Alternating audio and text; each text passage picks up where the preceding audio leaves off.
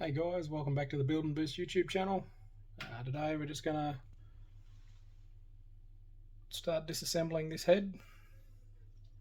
Just going to pull the valves out, anything else that's in there, a couple of the head dowels that are still stuck in there, just so I can clean it all up and solder blast it, get it nice and clean, and take it to, get them ready to take to the machinist, see if I need to get them decked, and yeah, I'll start getting them all reseated, all the valves reseated, grind the valves if I have to, or if not, get new valves, just give them a overhaul so they'll be like new again. And yeah, I'll just show you the tools I use and we'll see how we go.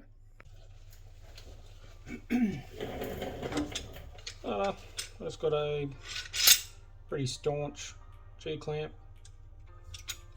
All I did was just get a bit of RHS, drilled a hole in it. This already had a thread already tapped into it. Just drilled a hole there. That's just the right size to go and just seat on that retainer. Put a bit of a chamfer on there as well, just sort of help locate it so it doesn't want to slip out or anything silly. But yeah, as you can see, it will be very easy to undo these.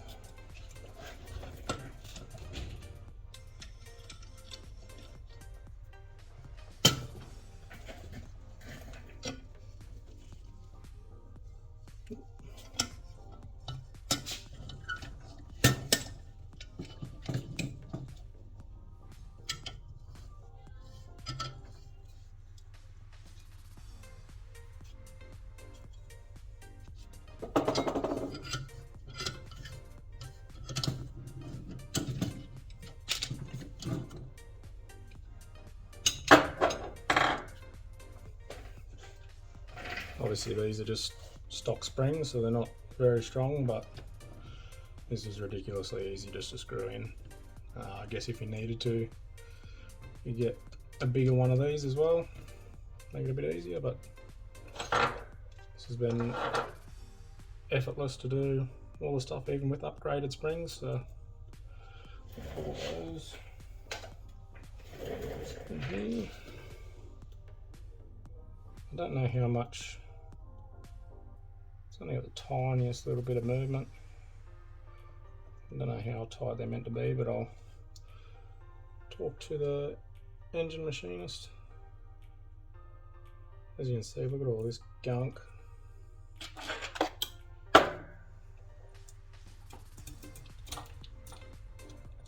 Just crud. That's the whole reason I took the heads off, but they look alright. I'll probably end up just getting new valves. They're only like $20 each. Actually took the intake one off and it's the exhaust, sorry. And you can see it's just pitted around there. Just imagine just shit getting caught in there. Can't even really see a nice seat around it. There's at least 50% of that seating surface is all worn away or damaged. So it's a good thing we pulled this apart. But yeah, I'll quickly go ahead and do the rest of them. I'll just turn it this way, might make it a bit easier.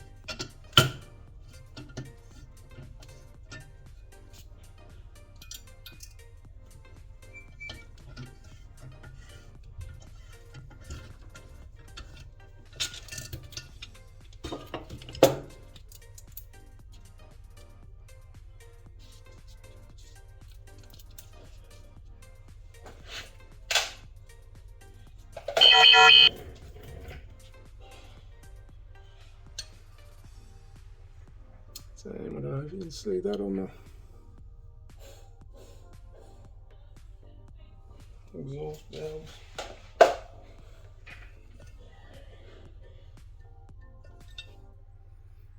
It's weird, the intake valves aren't like it, but the exhaust is.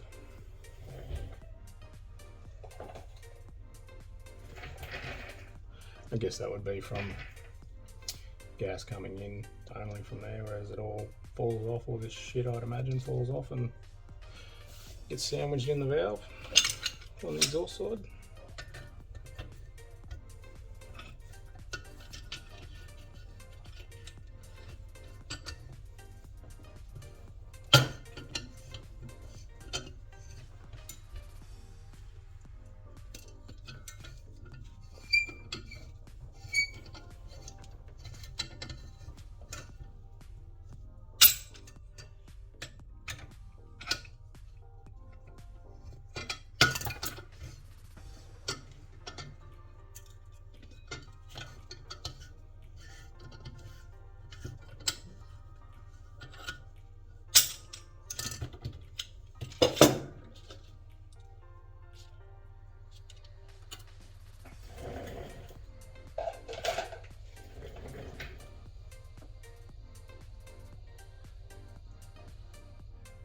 Same thing, all pitted.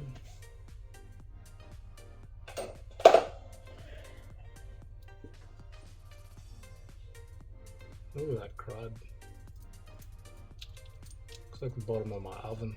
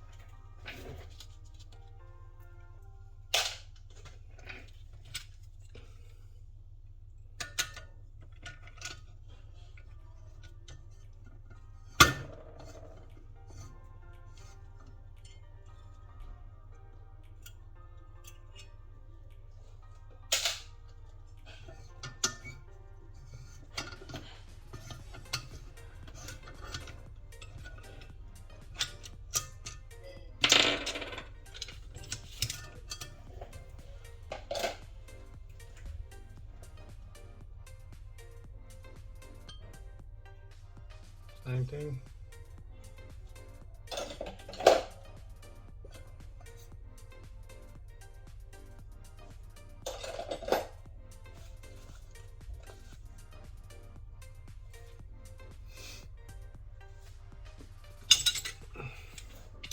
Works me.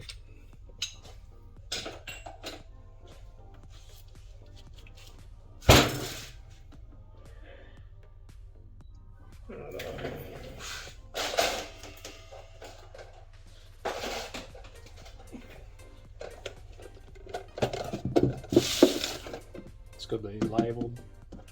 Keep them all in their rightful homes in case they get reused.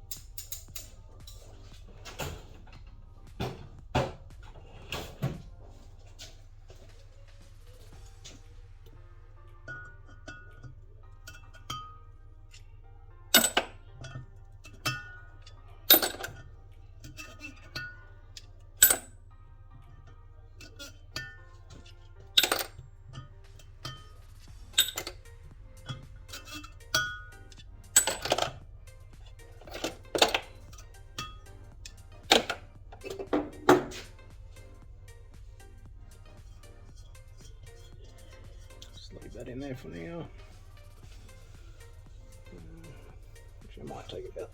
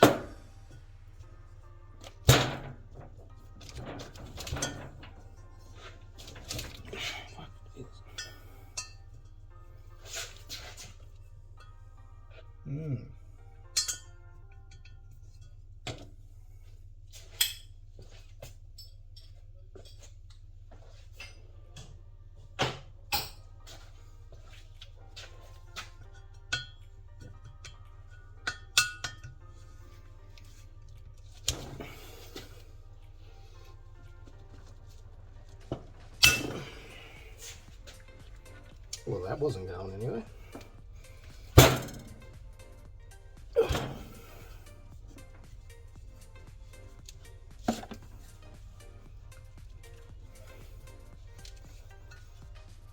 It's a good thing we got to this in time. It was just about to fail. She's battery's depleted.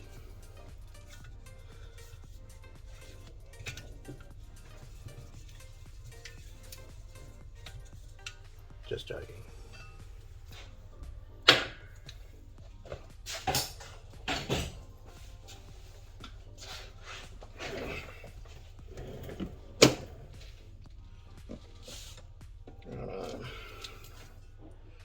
much crap is in here? Be good to soda blast all this up and get it all nice and clean again. It's all built up in the intake there, just the oil and shitty fuel. Probably from E10. Maybe. Don't know. Seems real gluey, like tar. Shit's on me everywhere. Probably just get these decked too. Just a tiny skim off there. All deburr. I'll just deburr it all first, and then that way there's a little bit of a chamfer on all these surfaces. Don't know if that helps or makes it worse, so do that at your own risk, but main thing would be make sure you don't run the die grinder up across the face, because when they skim it, it would only be a couple of thou that they're actually machining off it. So just take this.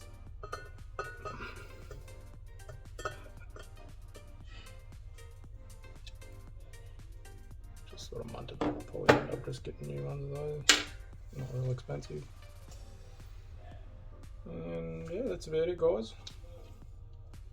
Not really much to disassembling those. I might get these valve guides checked out as well. I don't know what the tolerance on those is. Seems like there's a little bit more movement in them that way compared to side, so we'll see if that's normal or if they need to be redone. Hopefully they don't need to be redone, but whatever it needs doesn't cause us issues down the track in daily patrol. So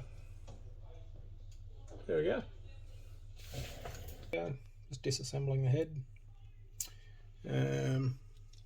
Obviously not a whole lot involved. Just there's not really, there is a whole lot involved in the motor, building the motor, but when you break it down by step, pretty easy really. I had to buy some specialty tools to do it all. Probably tools I didn't really need. You could borrow someone's, but I didn't really want to be that guy, so just bought all my own and do all this stuff myself now. Yeah, let me know what you thought. let me know if it helped you out actually. Yeah, hopefully these videos come in handy to someone. I always go straight to YouTube when I don't know anything, so it definitely helps in some cases. So, alright, hit the like and subscribe button, and yeah, stay tuned in for further videos. I'll do this to the other head and get these cleaned up and get them ready so that I can deburr these at the same time as the block. That'll be an upcoming video, and then really from there it'll be just waiting on a few parts. I guess I'd probably need to get the block honed, get it decked if it needs it. Yeah, I just wanted to do all the little bits and pieces that I could that were cheap or don't really cost anything to do. It's just time.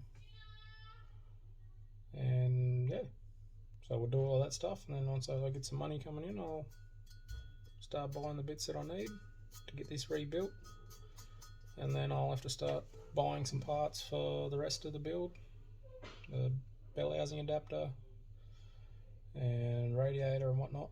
So yeah, alright guys, peace out.